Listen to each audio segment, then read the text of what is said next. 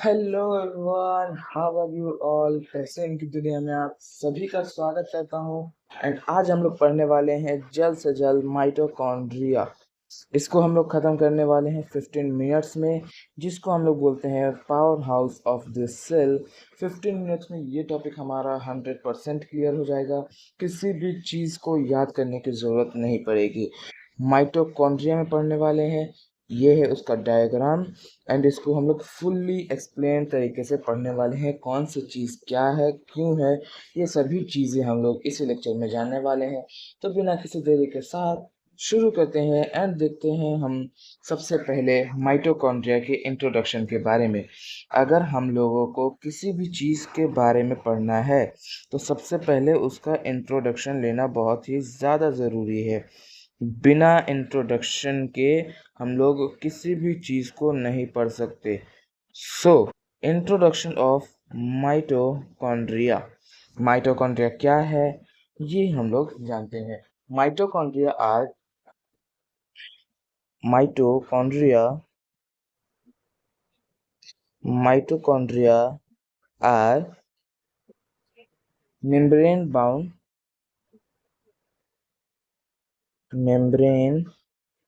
Bound organelle. ये एक membrane से घिरा हुआ ऑर्गेनल है जो कि लगभग यूकारियोटिक सेल्स में दिखता है। हाँ, यूकारियोटिक सेल एंड प्रोकारियोटिक सेल्स दो टाइप के सेल्स होते हैं। ये सभी चीज़ें अगले लेक्चर में, जो अगला वीडियो हमारा आने वाला है, उसमें हम लोग इस चीज़ के बारे में बात करेंगे एंड दोनों के बीच में डिफरेंसेस भी देखने वाले हैं। तो mitochondria are membrane bound organelles, जो कि लगभग यूकारियोटिक सेल्स में देखने को मिलता है। अब देखते हैं इसको हम लोग इसको हम लोग powerhouse of the cell क्यों कहते हैं। इसको हम लोग बोलते हैं power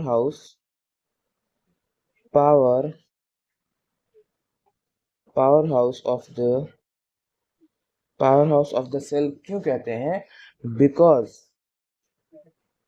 because it generates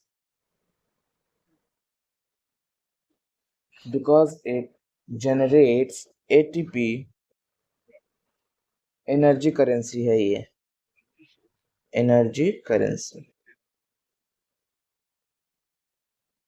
energy currency of the cell. ये क्या है, एक एनर्जी करेंसी है सेल का। इसको हम लोग बोलते हैं एनर्जी एटीपी के फॉर्म में। अगर यही चीज हमारा ह्यूमन के अंदर होता हो, ह्यूमन के अंदर, हम लोग उसको नाम देते हैं कैलोरीज। ओके, सेम चीज यहाँ पे दोहराई गई है, लेकिन इसमें प्लांट की बात की गई है। एटीपी प्रोड्यूस करता है, इसलिए हम लोग माइटोकॉन्ड्रिया को powerhouse of the cell कहते हैं।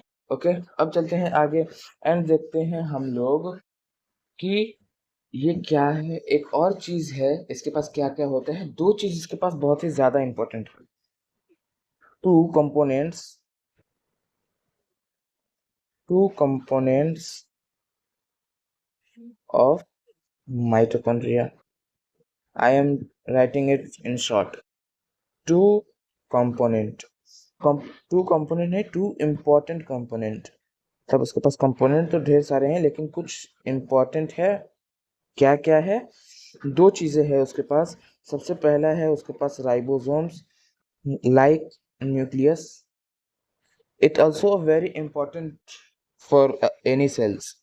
ये हमेशा एनर्जी प्रोवाइड करता है, इसलिए बिना माइटोकॉन्ड्रिया के कोई भी सेल अपना कोई भी काम नहीं कर सकता। ये चीज़ हमें अपने ध्यान में रखनी चाहिए। ओके, एंड इसके पास दूसरा होता है डीएनए। लाइक न्यूक्लियस के पास भी डीएनए होता है। आप लोग अगर चाहें पिछले लेक्चर जरूर देख लें, उसमें आपको डीएनए के बारे में हर एक चीज़ डिटेल्स जो आपके काम की है, वो सभी चीज़ें मैंने बता रखा है। ओके, अब चलते हैं आगे। जल्द से जल्द चैप्टर को ख़त्म करने की कोशिश करते हैं, टॉपिक को ख़त्म करने की कोशिश करते हैं, क्योंकि टाइम है कम, सिलेबस है ज़्यादा। ओके, अब चलते हैं आउटर मेम्ब्रेन। इसके कुछ मेम्ब्रेन्स होते हैं, इसलिए सबसे पहले वो जो बाहर साइड में हमें मेम्ब्रेन दिखते हैं वो है आउटर मेम्ब्रेन। क्या है वो, ये जानते हैं। ये है smooth and permeable to small molecules. Smooth smooth and permeable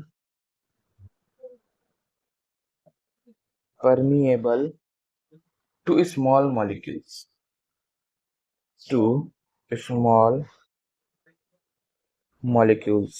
यानी ये हर एक जो भी छोटे छोटे चीज होते हैं उन सभी चीजों को ये ले लेता है। परमिएबल है, सिलेक्ट करने वाला है, इसलिए हम लोग इसको परमिएबिलिटी भी बोलते हैं। फिर इसके पास होते हैं पोरीन्स। Contains contains पोरीन। ये क्या है? प्रोटीन के चैनल्स हैं। प्रोटीन के चैनल्स हैं। चैनल्स यानी गली यानी नसें हैं इसके, जिससे वो प्रोटीन को लेन देन करता रहता है। उसको हम लोग बोलते हैं पोरीन्स, जो कि होता है हमारा माइटोकॉन्ड्रिया के अंदर। अब चलते हैं और थोड़े से अंदर माइटोकॉन्ड्रिया के, वहां पे हमें दिखने वाला है inner membrane. Inner membrane. Okay, inner membrane क्या है? ये है highly folded into crystal. Highly highly folded into crystal. एक क्रिस्टल क्या है? Increases surface area. ये उसका कोई भी पार्ट है जो कि इंक्रीज करता है सरफेस एरिया को अच्छे कामों के लिए। Increase surface area.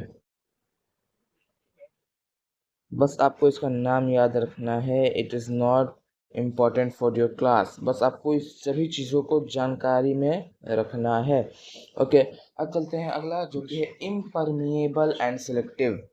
दूसरा है इम्परमिएबल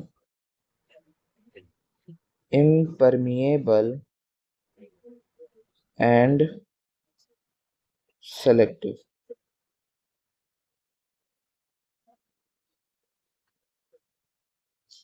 सेलेक्टिव, ये किसी भी चीज को सेलेक्ट नहीं कर सकता है। यानी जो भी प्लाज्मा मेम्ब्रेन के पास फंक्शंस थे उनमें से कोई भी चीज इसके पास नहीं है।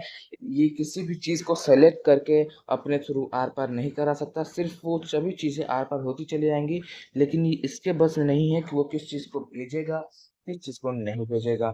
अब आता है contains enzymes. Contains contains enzymes. इसके पास कुछ एंजाइम्स भी होते हैं, जैसे कि किस लिए होता है? Electron transport chain. बस एटीसी आपको याद रखना है। ये भी आपके एग्जाम में बिल्कुल, ये तो आपके एग्जाम में बिल्कुल ही नहीं पूछा जाएगा। बस आपको याद रखना है कि इसके पास एंजाइम्स होते हैं। एंजाइम्स के पास कौन कौन से हैं वो सभी चीज़ें हम लोग आपको बताने वाले हैं। किस लिए है ये ऑप्शनल है, ये आपके एग्जाम्स में बिल्कुल नहीं पूछा जाएगा। स्कूल वाले ऐसी गलती करते ही नहीं हैं। ओके, अब चलते हैं inter membrane space. Inter membrane inter membrane space. नाम में ही है स्पेस। किस चीज का स्पेस? इंटर मेम्ब्रेन यानी मेम्ब्रेन के अंदर। तो ये है आउटर मेम्ब्रेन एग्जाम्पल, एंड ये है हमारा इनर मेम्ब्रेन। तो ये जो स्पेस है ना, इस वाला खाली खाली ये वाला स्पेस, ये है inter membrane space. Inter membrane space, यही स्पेस को हम लोग बोलते हैं इंटर मेम्ब्रेन स्पेस। ये किस लिए इंपॉर्टेंट है? Important for proton gradient, important for colour change, important for important for proton gradient, proton gradient during ATP. ATP बनाने के दौरान सिंथेसिस, एटीपी बनाने के दौरान प्रोटॉन को कोई भी काम अगर लिया जाए उसके लिए बहुत ज़्यादा इम्पोर्टेंट है इंटर मेम्ब्रेन स्पेस। ओके, अब चलते हैं आगे एंड देखते हैं हमारा मैट्रिक्स। मैट्रिक्स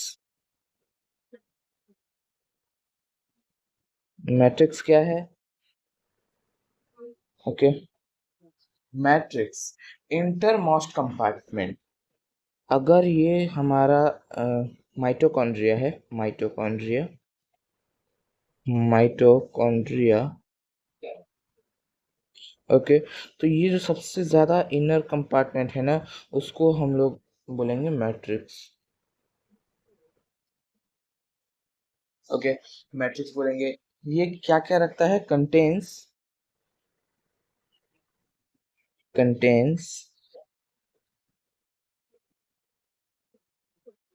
एंजाइम्स होते हैं इसके पास,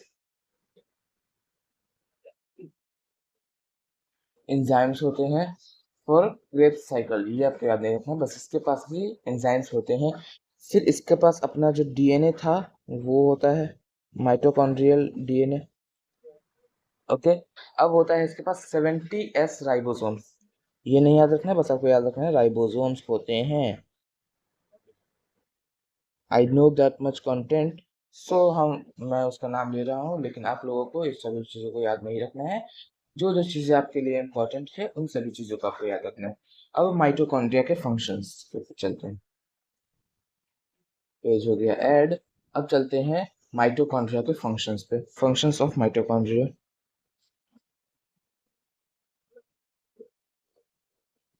functions of mitochondria,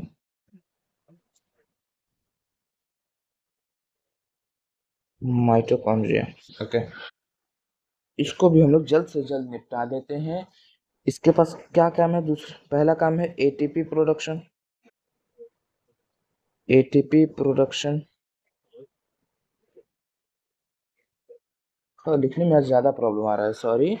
production, ATP production में काम आता है हीट प्रोडक्शन, यानी ये हीट भी प्रोवाइड करवाता है पूरे सेल को। हीट प्रोडक्शन, शॉर्ट में लिख दे रहा हूँ प्रोड, आगे आप जोड़ सकते हैं। हीट प्रोडक्शन में काम आता है। फिर साथ ही साथ कैल्शियम को स्टोर करने में काम आता है, कैल्शियम स्टोरेज। कैल्शियम को संभाल कर रखने में, उसको बचा कर रखने में ये बहुत ज़्यादा सहायक है, बहुत ज़्यादा मदद करता है। फिर आता है एपोप्टोसिस, एंड लास्ट आता है metabolism. Apoptosis is not in your syllabus, metabolism. Okay, अगर आपको ये याद रखना है तो आप याद रख सकते हैं एपोप्टोसिस। अगर आपके एग्जाम्स में दे दिया जाए 5 उसके फंक्शंस लिखो, तो मैंने आप लोगों को बता दिया। ऐसे ही आप लिख के आ सकते हैं, आपको ज़रूर नंबर मिलेगा। ओके, एपोप्टोसिस होता है। एपोप्टोसिस क्या है? Plays role in programmed cell death.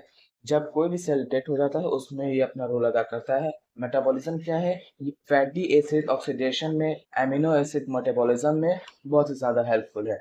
Okay, अब चलते हैं आगे। ओके, अब देखते हैं माइटोकॉन्ड्रियल डीएनए के बारे में। Last topic, mitochondrial, mitochondrial DNA. Mitochondrial DNA क्या है?